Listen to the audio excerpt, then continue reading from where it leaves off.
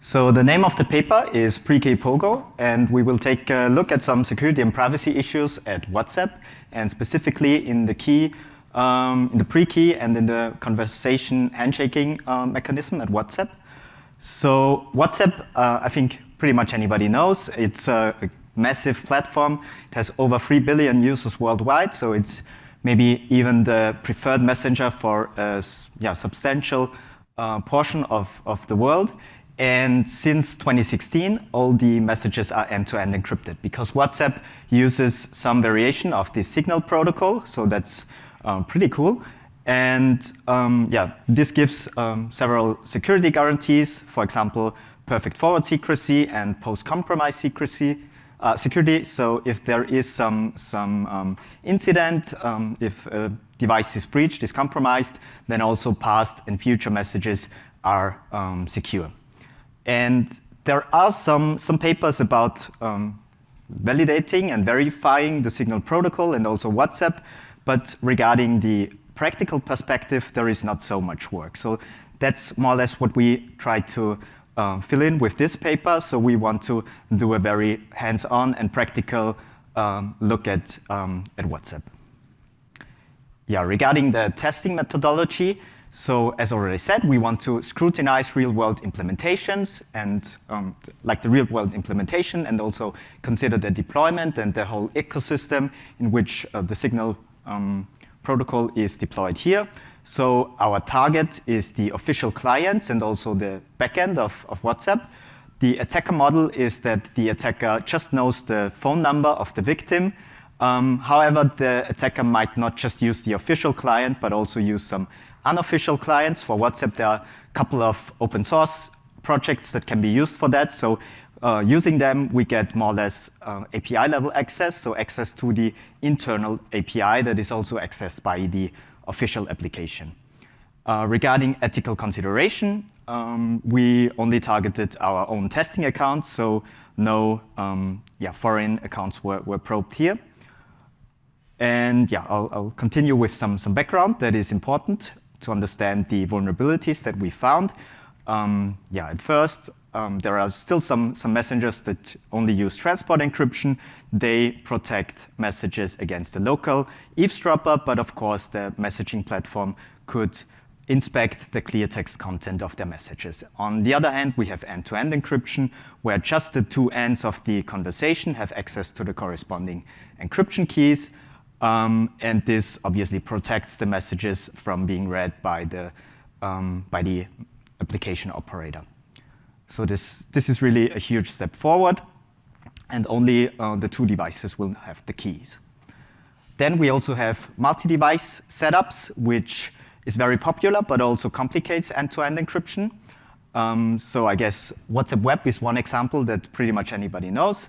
There are also some desktop clients, and this just allows pairing additional secondary devices, also called companion devices, with your main account, and then you can also use them to send and receive messages. From a technical perspective, there are two approaches. So there is the leader-based approach that was also used by WhatsApp, but just until 2021, and now they use the client fan-out approach. The difference is that with the leader-based approach, you have a main device that has end-to-end encryption keys, and that is visible to the external world, more or less, to external peers that you could message and receive messages from. And then every secondary device, every companion device is just an internal device that synchronizes with the main device. So there is a single point of failure as soon as the main device is offline or runs out of battery. There is no possibility of sending messages or receiving messages on companion devices. And on the other hand, so this is why WhatsApp moved to client fan-out 2021. There is client fan-out. It's nowadays also used both by WhatsApp and Signal. And this is real end-to-end encryption. So every device has their own set of encryption keys, and there are pairwise sessions between all devices. So if Alice wants to send a message to Bob, as we see in this picture, she needs to retrieve the encryption keys of all three devices of Bob, of B1, B2, B3. She needs then to encrypt the message 3 times, actually, with all these 3 encryption keys, and she needs to fan out this message more or less independently to all 3 different devices.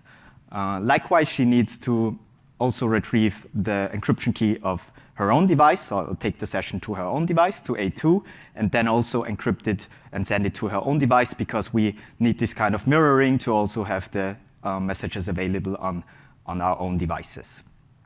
And this more or less brings me to the first privacy leak. It's not a very severe one, but still you should be aware of that. The list of existing devices for any account is leaked.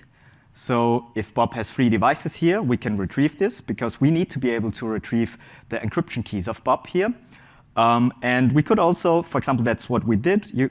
We could also write a command line application that just permanently scans for the devices and the keys of Bob, and that would, for example, notify us as soon as Bob creates another session, as soon as he adds another secondary device. And on the right side, we see the response that we get from the server. So this is like a JSON object that has 3 different keys, and also some epoch timestamp that tells us when the keys were updated, and of course the identity of the device. So this is how the response of such a request looks like. And yeah, there are 3 different keys in the response. So these are the end-to-end encryption keys of a user, of a device. And there is the identity key, which is created at install time. Then we have the signed pre-key, which is a medium-term key that is rotated once a month. And then we also have short-term pre-keys. So this is like an ephemeral key that is just used a single time. And this needs to be unique for every new conversation start, basically. And yeah, if somebody wants to initiate a new conversation, they just take these 3 keys, they push it into a key derivation function, and they generate a new key that is used for the conversation. So regarding perfect forward secrecy, we have the medium and the short-term keys that are responsible for that. Yeah, when Alice sets up a device, so adds an additional companion device, it has to push a stash of one-time pre-keys to WhatsApp. So usually about 800 of those keys are deposited at the server. And as soon as this stash is pretty much empty, so as soon as there are only less than 10 one-time pre-keys available at the server, this triggers a refilling mechanism, and Alice needs to push again a new stash of these one-time pre-keys to the server. And same for Bob. Like any user and any device has to do this. And then like if Alice wants to message Bob, she needs to retrieve one of those pre-key bundles. So this was the response that we earlier saw, the JSON object. She takes all the keys, she generates a new key for the session, and then she's able to message Bob. And this creates this pairwise session.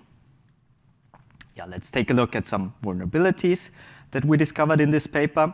So the first one was just a big privacy leak, where if we retrieve this kind of objects, this JSON object, every key also has a key ID, and this key ID is incremented with every change. And also what we noticed that there are different initialization values depending on the implementation. So there is a huge difference between the initialization value for signed pre-keys and one-time pre-keys between Android and iPhone. So we just need to get one of these JSON objects for a device, and we could, if it's a main device, tell whether this is an Android or iPhone device. And also for companion devices, we found plenty of differences that again could be used to differentiate between those devices. And this is this could be abused for reconnaissance and to find more information about the victim. Yeah, let's take a look at the first attack, more or less, that we found. So it's a pre-key depletion. Usually, Alice just needs to retrieve one of those pre-key bundles, but the WhatsApp server does not enforce any rate limits here. So what Alice could do, or what an attacker could do to prevent or to train the pre-keys, the attacker could just consume all available pre-keys. So we just wrote an application with a loop there that permanently consumes prekeys, and the server accepts that. And this drains all the prekeys that are cached on the server. And this then again creates another privacy leak, because obviously if no prekeys are available on the server anymore, Bob needs to push new prekeys to the server. And this then leaks the online status of the corresponding device. So we can again do this attack independently for all existing devices, not only for the main device that usually is online, but also for companion devices. And we would then know which companion device is currently online and which one is offline. And if you do this really on a constant basis, then you could already find out some things about the schedule of a person. Maybe there are several devices that are just online during office hours or during work days. Maybe there are several devices that are not only online on the weekends or that are also online on the weekends. So I guess an attacker could already guess which devices are maybe used for which purpose, and maybe thereby also leak the location of the victim. Yeah, we then did this. So we executed this prekey depletion attack for different devices. And we saw that also different devices show different characteristics in the refilling process. So iPhones did not immediately refill the stash on the server, but there was some scheduling involved in that. So only every 15 minutes or 10 minutes, depending on the device model again, there was some refilling. And then on the Android side, on the right side of this graph, we have different Android devices. Some of them pushed it very quickly. For example, the Samsung device that we also tested usually just immediately pushed new prekeys to the server as soon as we drained them. So the red areas is when the prekeys were depleted, and then the blue areas are when the prekeys were available in the response again. We tested this not only for one environment, but also checked whether there was a difference between standby and screen on and Wi-Fi and 4G. And for some models, at least, there were some differences that we discovered. Yeah, but if we drain all the prekeys, then there is, of course, also a security implication. So if we drained the prekeys and then Alice tries to retrieve one of these prekey bundles, then she would only get 2 of the 3 keys. So she would only get the identity key and the signed prekey, and the object for the one-time prekey would just be empty. This basically is a downgrade in terms of perfect forward secrecy, because now the perfect forward secrecy depends on the lifetime of the signed prekey. So this is rotated once a month, and this also defines the attack window that we have here. By the way, this is just relevant for the conversation start, because we have post-compromise security here and the ratcheting that constantly does a Diffie-Hellman basically and changes the key. But if Bob, for example, would not answer to the message, then this would also extend the window again here. Another more offensive attack that we show in the paper is the prekey clogging. So previously, we just had a single-threaded loop, basically, that retrieved those prekeys.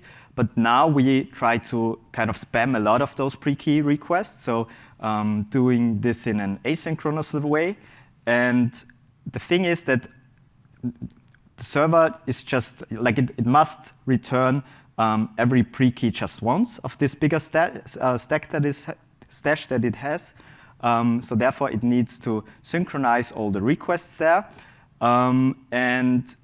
This obviously can lead to some issues, because if we really spam a lot of those prekey requests, then the server will just return a 503 service unavailable response. And this would not just be for the attacker, but this would also influence anybody trying to retrieve some prekeys for this user. So it would basically be a denial of service, and it would hinder anybody from getting these prekeys or also the identity key, and thereby the third party is not able to start a new conversation anymore. So this is a denial of service. And this on the left, you see a screenshot how it would look like if Alice wants to tries to message Bob, we just see this clock symbol, and the messages cannot be sent to Bob. Yeah, of course, we reported this to Meta in March 2025. 2 days later, it was already flagged as a duplicate to one of our own reports, which corresponds to a different paper, to a paper where we showed that delivery receipts can be abused to monitor users. Yeah, I think it's quite a different thing, but still Meta does not agree in that. Yeah, let's talk about some mitigations. So obviously, the server does not do any kind of rate limiting here, which I think is not the best idea, especially for one user. The server could just rate limit if more than 1 or 2 requests are sent for a specific target user. Also, having different initialization values for Android and iOS is maybe not the best idea, or also not necessary. So unifying these implementations and these different code repositories would be a good idea. Regarding the perfect forward secrecy downgrade, I think it would be nice to know for a victim to show if messages were only encrypted with 2 of those keys. So especially for people at risk, maybe journalists, it would be nice if there was a setting like that that enables this kind of visual indication. And yeah, let's come to some conclusions. Some of these issues that we found, they are inherent to end-to-end encryption. So it's not easy to entirely remove them. But again, yeah, there is no rate limiting. So I guess it could be at least be improved so that the exploitation is a lot harder, at least for a single user, maybe for an attacker with a lot of resources and many accounts. It would still be possible, but yeah, it's not necessary to make it that easy for a single user. And regarding the multi-device setups, so in many cases, we saw that the issues were amplified if more than just the main device were available. So in case of privacy, of course, but also in case of security attacks, having multiple devices just increases the attack surface. Also, we have different characteristics for the secondary devices. So some of them are offline for longer time periods. So in this case, of course, the perfect forward secrecy downgrade is more efficient because the corresponding device cannot push new prekeys. So this just adds in terms of attack surface and should be considered. And also, this is why I like that there are academic conferences like WOOT. In such important applications, it's always important to also scrutinize them in the real-world environment and because it's a complex environment where they are deployed. So it's not just a formal verification that we need to do, but it's also this kind of integration testing and testing under real-world environments. Because sometimes there are some implementation choices or just the environment it is deployed in that, again, are very relevant in terms of the overall security of these systems. And that's pretty much it. So I'm open to questions now.